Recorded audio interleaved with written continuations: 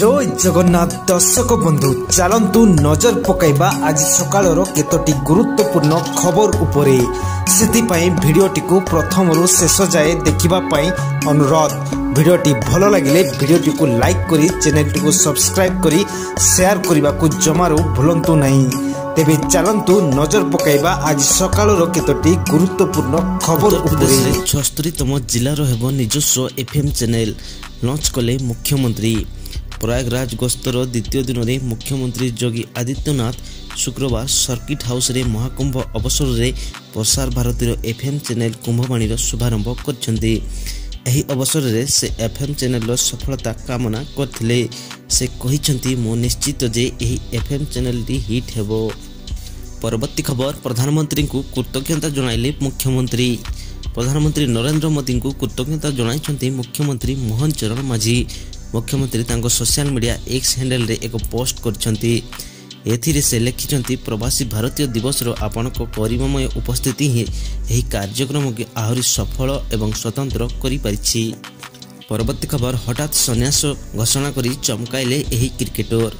Team India रो खेलाड़ी वरुण आरन तांकर अवसर घोषणा करछन्ती। से मात्र 35 वर्ष बयस रे अवसर नैछन्ती। वरुण भारत में 2टी दिनिकिया एवं 2टी टेस्ट मैच खेली। से तांकर घातक बॉलिंग पाई प्रसिद्ध। इंडियन प्रीमियर लीग रे मध्य वरुणकर एक भल रेकर्ड अछि।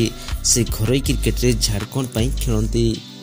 परवर्ती खबर आश्चर्य हेलमेट न पिंधि चलिबारु व्यक्तिंकर 300 टंका पुलिस काटिला जरिमाना। मध्य प्रदेश पन्ना जिल्लार एक अजब गजब मामला सामना को आसीछि। रास्ता रे चली चली जाउथबा जने व्यक्ति हेलमेट न पिंधिबारु पुलिस तांको उपरे 300 टंका जरिमाना लगाइछि। एही घटना पर पीड़िता व्यक्ति जनक एसपी को कार्यालय पहुंची न्याय पई गुहारी लगाइछन्ती एवं मामलार तदंत पई दाबी करछन्ती। परवर्ती खबर सिंहनाथ पीठरी मकर मेला समय सेतु उपरे जानवाहन चलाचल बंद। प्रत्येक वर्ष भली चलित वर्ष आसंता मकर संक्रांति अवसर में जनवरी 14 तारिख रु 16 तारिख पर्यंत आठगड़ स्थित प्रभु सिंहनाथ पीठ ठारे मकर मेला एवं उत्सवर भय आयोजन करा जायछि। एही मेला रे कटक समेत अन्य आखपाख जिला मानकरू पूजा अर्चना निमंते 2 लाख ऊर्ध्व श्रद्धालु भक्त मानकर जनसमागम हेबार अछि।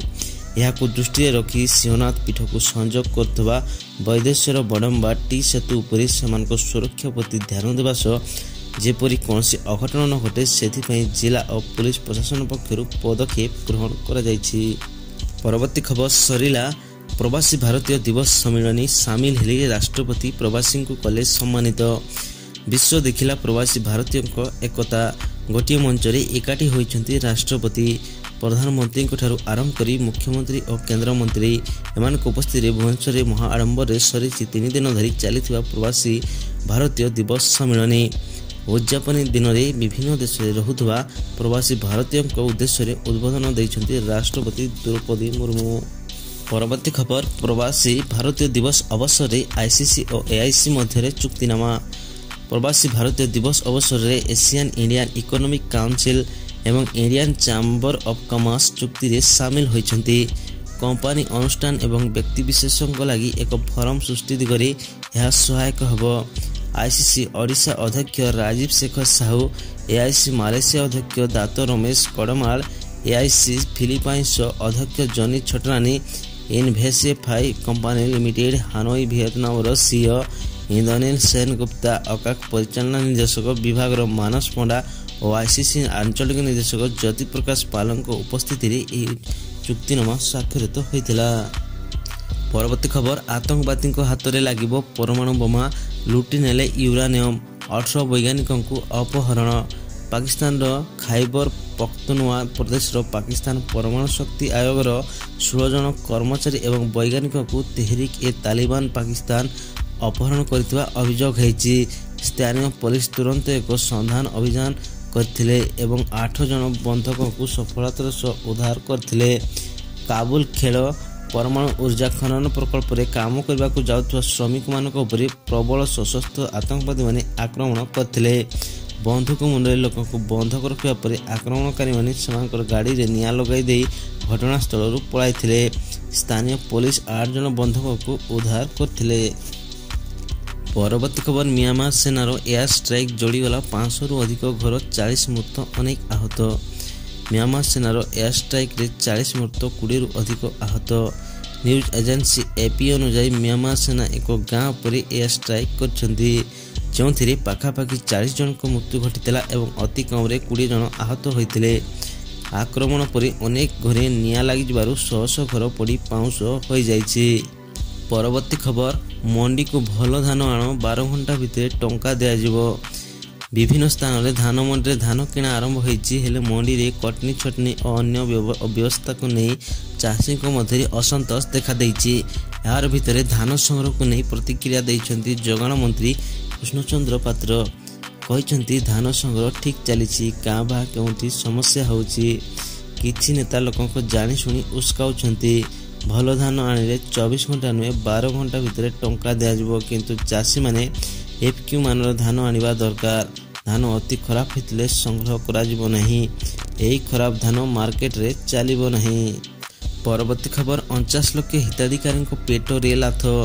31 ତାରିଖ ମଧ୍ୟରେ EKYC ନ କଲେ କଟିବ ରାସନ କାର୍ଡ। ନୂଆ ସରକାର ଆସିବା ପରେ ଗତ 4 ମାସ ଧରି ଚାଲିଛି EKYC ନାଟକ। ଇତିମଧ୍ୟରେ ପ୍ରାୟ 3 କୋଟି ଲୋକଙ୍କର EKYC ଶେଷ ହୋଇଛି। ଆହୁରି 49 ଲକ୍ଷ ହିତାଧିକାରୀଙ୍କ ଏହି EKYC ଯାଞ୍ଚ ଶେଷ ହୋଇପାରିନାହିଁ। ଜାନୁଆରୀ 31 ତାରିଖ ପରେ ଏହି ହିତାଧିକାରୀମାନେ ସେମାନଙ୍କ EKYC ଅପଡେଟ୍ ନ କଲେ ସେମାନଙ୍କ ନାମ ରାସନ କାର୍ଡରୁ କଟିଯିବ ଏବଂ ସେମାନେ ଆଗାମୀ ଦିନରେ ଖାଦ୍ୟ ସୁରକ୍ଷା ଯୋଜନାରେ ମାଗଣା ଗହମ ଚାଉଳରୁ ବଞ୍ଚିତ ହେବେ। ମାତ୍ର ବିଡ଼ମ୍ବନା ବିଷୟ ଏମାନଙ୍କ ମଧ୍ୟରେ ଅଧିକାଂଶ ପ୍ରବାସୀ ଶ୍ରମିକ, ବୟସାଧିକ୍ୟ ଓ ଦୁରାରୋଗ୍ୟର ପୀଡ଼ିତ ବ୍ୟକ୍ତି ଥିବାରୁ ସେମାନେ ଡିଲର ପଏଣ୍ଟରେ ପହଞ୍ଚି ନିଜର EKYC କରିପାରୁନାହାନ୍ତି। ଫଳରେ ଏହି ସ୍ପର୍ଶକାତର ବର୍ଗଟି ସରକାରୀ ଯୋଜନାରୁ ବଞ୍ଚିତ ହେବା ଆଶଙ୍କା ସୃଷ୍ଟି ହୋଇଛି। ପରବର୍ତ୍ତୀ ଖବର 100 ଟଙ୍କାରେ ମିଳିବ ପେଟ ପୂରା ମହାପ୍ରସାଦ। ଆଇନ ମନ୍ତ୍ରୀଙ୍କ ସୂଚନା ପରେ ଶ୍ରଦ୍ଧାଳୁ ଆଶ୍ୱସ୍ତ। ଅଗଣିତ ଶ୍ରଦ୍ଧାଳୁଙ୍କ ପାଇଁ ଖୁସି ଖବର। ମାତ୍ର 100 ଟଙ୍କାରେ ଶ୍ରୀମନ୍ଦିରରେ ମିଳିବ ପେଟ ପୂରା ମହାପ୍ରସାଦ। ରାଜ୍ୟ ସରକାର ୟା ଉପରେ ବିଚାର ବିମର୍ଶ କରୁଥିବା ଖୋଦ୍ ଆଇନ ମନ୍ତ୍ରୀଙ୍କ ସୂଚନା ପରେ ଶ୍ରଦ୍ଧାଳୁଙ୍କ ମନରେ ଖୁସି। ତେଣୁ ସରକାରଙ୍କ ଏ ନିଷ୍ପତ୍ତିକୁ ମହାସୁଆର ନିଯୋଗ ସ୍ୱାଗତ କରିଥିଲେ ବି ମହଙ୍ଗା ସାମଗ୍ରୀ କିଣି କମ୍ ଟଙ୍କାରେ କେମିତି ବିକିବ ବୋଲି ପ୍ରଶ୍ନ କରିଛି।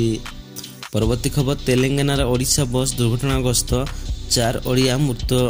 ତେଲେଙ୍ଗାନାରେ ଓଡ଼ିଶା ବସ୍ ଦୁର୍ଘଟଣାଗ୍ରସ୍ତ ହୋଇଛି।